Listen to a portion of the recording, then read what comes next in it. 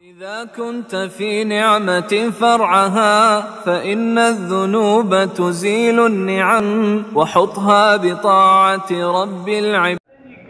میں نے ایک مولوی سے سنا، وہ کہتے ہیں کہ کوئی عورت تھی جو حضور پاک کے کوڑا پھینکتی تھی، یہ جھوٹ ہے اور غلط ہے اور من گھڑت ہے، تمہیں کس نے کہا یہ من گھڑت ہے؟ خدا کا خوف کر. تبت یدا ابی لہب وتب، اس سورت کی تفسیر پڑھو کہ وہ زوجہ ابی لہب جو تھی، جو ام جمیل کہلاتی تھی، وہ لکڑیاں اور کانٹے حضور کے راستے میں بچھایا کرتی. اسی طرح ایک اور عورت بھی تھی جو حضور کے راستے میں کانٹے بچھاتی تھی. حضور صلی اللہ علیہ وسلم 3 راتیں جاگ نہ سکے تو وہ بدبخت عورت حضور کے پاس خود آئی اور آ کے کہا کہ ان شیطان کا قطار کا کہا، تم پر جو شیطان آتا تمہیں چھوڑ گیا ہے. نبی کو کہہ رہی ہے. اللہ نے قرآن اتارا، ما ودعک ربک وما قلی، اللہ نے تمہیں نہیں چھوڑا. اور اللہ نے اس عورت کو دنیا میں بھی سزا دی کہ وہ گٹھا اٹھا کے لکڑیوں کو آ رہی تھی اور رسی جو تھی گلے میں لپیٹ دیتی تھی.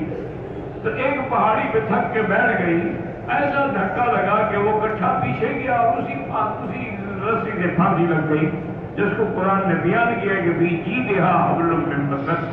تو ایسے نہ کہہ دیا کرو نا ہر بات میں یہ جھوٹ ہے وہ جھوٹ ہے، یہ جھوٹ ہے وہ جھوٹ. یہ کیا بات ہے؟ تحقیق کرو. دشمن کاٹنے کے دشمن تو سب کچھ کرتے ہیں. دشمنوں نے تو حضور کو قید کیا، دشمنوں نے تو حضور کے صحابہ کو تڑپایا، دشمن نے تو حضور کو 3 سال کے لیے شیب ابی طالب میں بند رکھا، آپ کا دانا پانی بند کر دیا. تو دشمن کیا کمی کرتا ہے؟ بس جو مرضی آتی ہے لکھ دیتے ہیں انا للہ و انا الیہ راجعون. میرے اوپر قرضہ ہے نہیں، قرضے کے اتارنے کا اللہ کے قرآن میں جو حکم ہے وہ یہی ہے، قل تستغفروا ربکم انہ کان غفارا. استغفار زیادہ پڑھا کرو، گناہوں کی بھی بخشش ہوگی اور اللہ رزق کے دروازے بھی کھولتے ہیں. اس لیے علماء نے لکھا ہے کہ جتنا زیادہ پڑھو گے، مثلا روزانہ 1000 دفعہ، لیکن اگر 2 دفعہ 2000 3000 روز کا پڑھو تو انشاءاللہ 1 مہینے میں قرضے بھی اتر جائیں گے، رزق کے دروازے بھی کھل جائیں گے.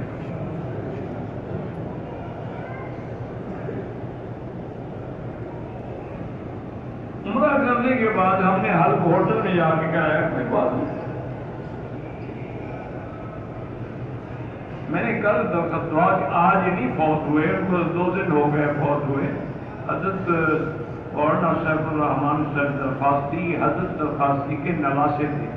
مفتی حبیب الرحمان کے بھائی تھے اور راجن پور کے علاقے میں انہوں نے مدرسہ بنایا تھا. ماشاء اللہ بڑے مجاہد آدمی تھے. اللہ ان کی مغفرت فرمائے، قبر کے رحمت فرمائے.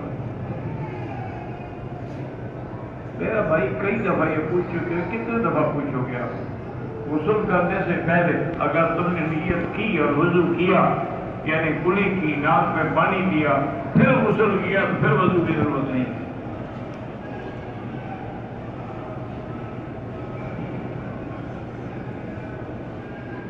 میں نے کل عمرہ کیا، صفا مروا نہیں کیا، حلق کرا دیا.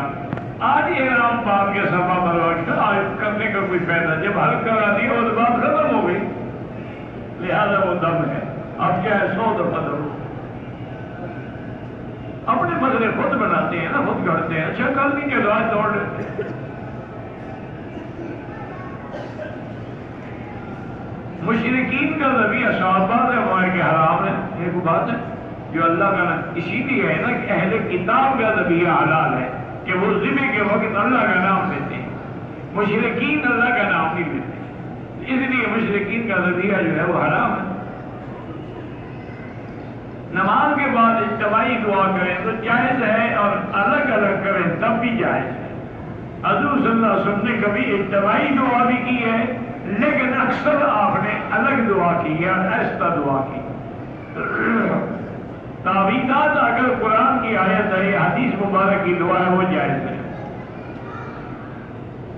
جو آدمی انبیاء کو یا اولیاء کو عالم الغیب سمجھتا ہے عقیدہ میں تو وہ کافر ہو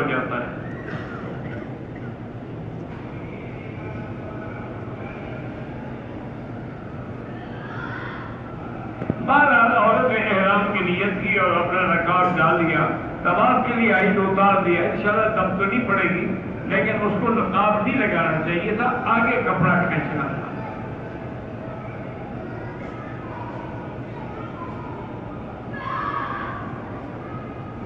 جو یہاں چپل کچرے میں پڑے ہیں، ٹھیک ہے، اگر پھینک دیے گئے ضائع ہو رہے ہیں تو اس سے کوئی فائدہ اٹھا لے تو انشاءاللہ گناہ نہیں ہوگا، اگر کسی جگہ رکھے ہیں تو وہ نہ اٹھاؤ۔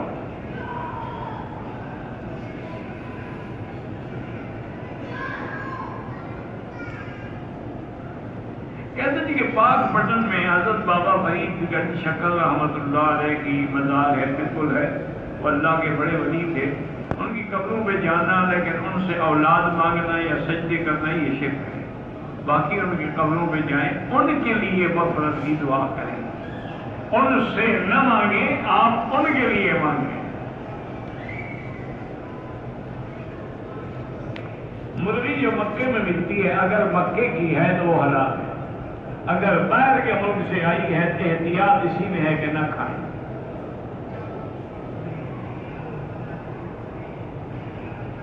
مجھے معلوم نہیں ہے کہ میں نے طواف کے 6 چکر لگائے تھے یا 7، آپ کو معلوم نہیں ہے، مجھے معلوم ہے، بس جو ہے اللہ قبول کرے، اندر احتیاط کرو۔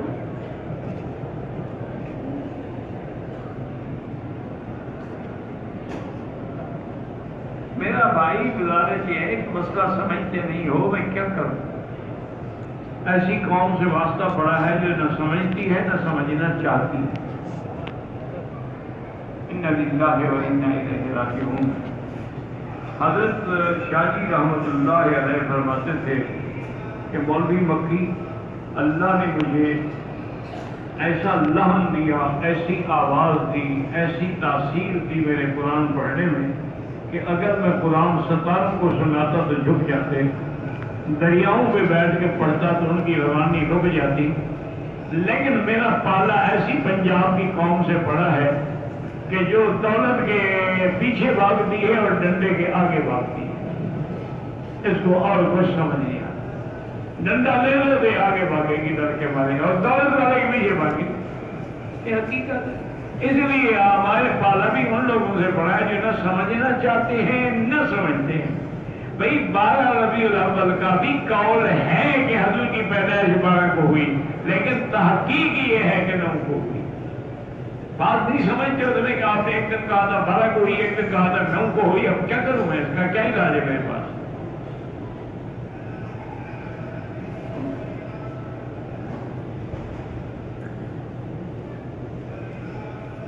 اگر ہم نے عمرے کے دوران یہ جو کینچی والی چپل ہے وہ نہیں ملی، سادہ چپل پہن لی، کچھ نہیں ہوتا، ٹھیک ہے، بندی ادا تو اللہ کے 2 ہاتھ ہیں، تو دونوں ہاتھ اللہ کے کھلے۔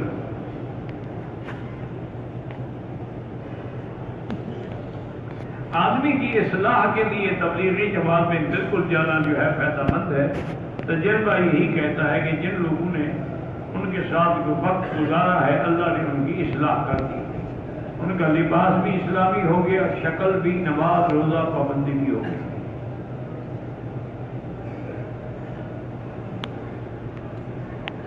نماز ہونے کے بعد، سلام پھرنے کے بعد نمازی سامنے سے گزر کیا ہے؟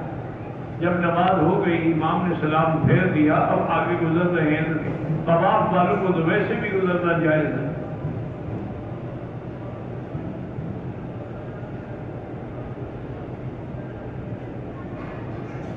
میں نے 6 عمرے کیے، نیت میں نے کسی کے لیے نہیں کی، تو اب تو سارے عمرے انشاءاللہ آپ کو ملیں گے، باقی آپ دعا کرتے رہیں جس کے لیے چاہیں۔ ہر طواف کے بعد 2 رکعت واجب ہے، چاہے وہ نفلی طواف ہو، عمرے کا ہو، حج کا ہو۔ کہتے ہیں کہ جب اللہ تعالیٰ کی طرف سے قبلے کی رخ کی تبدیلی کا حکم آیا تو امام مقتدیوں کو پیچھے رہ گیا، بالکل نہیں پیچھے رہ گیا، انہوں نے جگہ چھوڑ دی، وہ بھی آگے آ گئے۔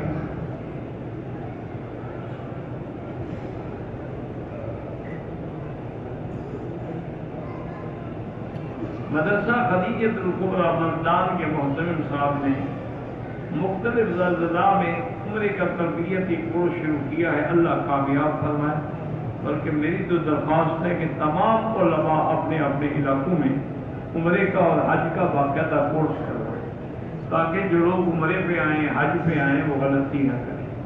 تو یہ بہت ضروری بات ہے، اور اگر علماء تھوڑی سی توجہ فرمائیں گے انشاءاللہ تو لاکھوں لوگوں کے عمرے اور حج ٹھیک ہو جائیں گے۔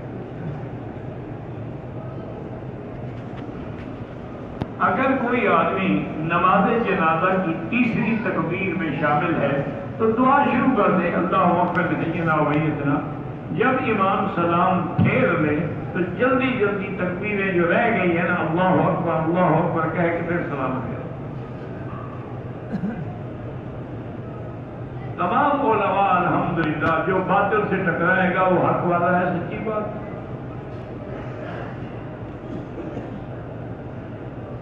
فاتحہ خوانی اور یہ بدعات ہیں، رسمیں ہیں، اگر پڑھنی ہے گھر والے خود پڑھیں۔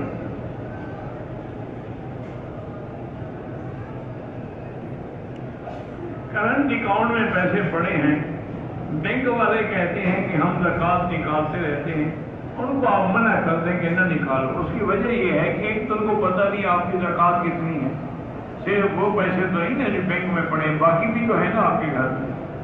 تیسری بات یہ ہے کہ یہ بھی پتہ نہیں کہ سال گزرا ہے کہ نہیں۔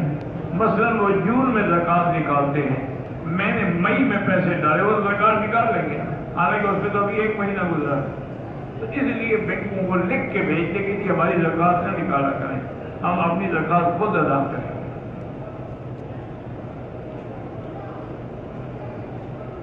ہاں ایک روایت میں ہے کہ 50 طواف کریں تو اللہ تبارک و تعالیٰ ان کے گناہ معاف فرما دیتے ہیں۔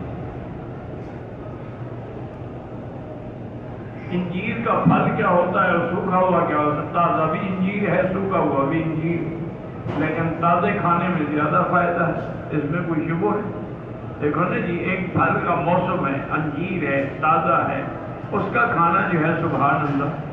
تو بہرحال بہت بڑی بیماریوں کو شفا ہے، اللہ تبارک و تعالیٰ نے اس کے اندر بڑی چیزیں رکھی ہیں اور اس کے لیے بڑے فوائد ہیں۔ بلکہ ایک تو روایت میں حضور نے فرمایا کہ کھایا کرو، تو جب حضور فرما دیں اور قرآن میں اللہ اس درخت کی قسم کھائیں تو پھر اس سے بڑی کوئی چیز ہوگی دنیا میں؟ بعض حکماء یہ کہتے ہیں کہ انجیر کے 4-5 دانے لے ان کو دھو لیں، دھو کے ایک گلاس پانی میں ڈال کے اس کے اوپر ڈھکنا دے کے رکھا ہے، وہ ساری رات رکھا ہے، صبح جب اٹھیں نہار میں وہ پانی بھی پی لیں اور وہ انجیر کے دانے بھی کھا لیں۔ وہ کہتے ہیں اس طرح زیادہ مفید۔ یہ یعنی حکیموں کی بات ہے، اللہ عالم۔ اسی طرح ایک حکیم تھے، وہ فرماتے تھے کہ انجیر لے کے اس کو بہت اچھی طرح دھو کے اس کے ٹکڑے کر کے کسی شیشے کے جار میں ان کو ڈالیں اور اوپر زیتون کا تیل ڈال کے بھر کے رکھ دیں، اور وہ ساری رات رکھا رہے، ناشتے کے وقت اسی سے 2-3 دانے کھا لیے تو اللہ کے قرآن کی دونوں باتیں پوری ہو جائیں گی، تین بھی اور زیتون بھی۔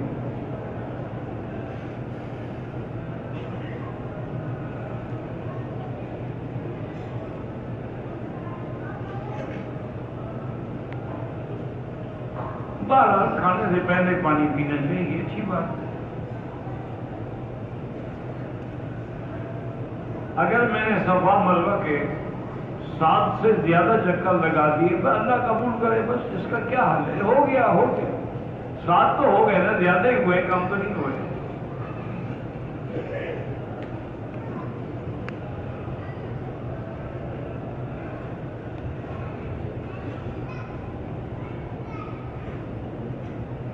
والد نے اپنی زندگی میں بہنوں کو حصہ دے دیا، ایگریمنٹ لکھ لیا، ان کی وفات کے بعد بہنیں نہیں چاہتی دوبارہ حصہ چاہیے۔ مجھے نہیں سمجھ آئی کیوں، جب ان کو دے دیا پھر دوبارہ کیا بنا؟ تو وضاحت ہونا، بھائی باپ نے زندگی میں دے دیا، لکھا بھی گیا، پھر اور کیا مانگتی ہیں؟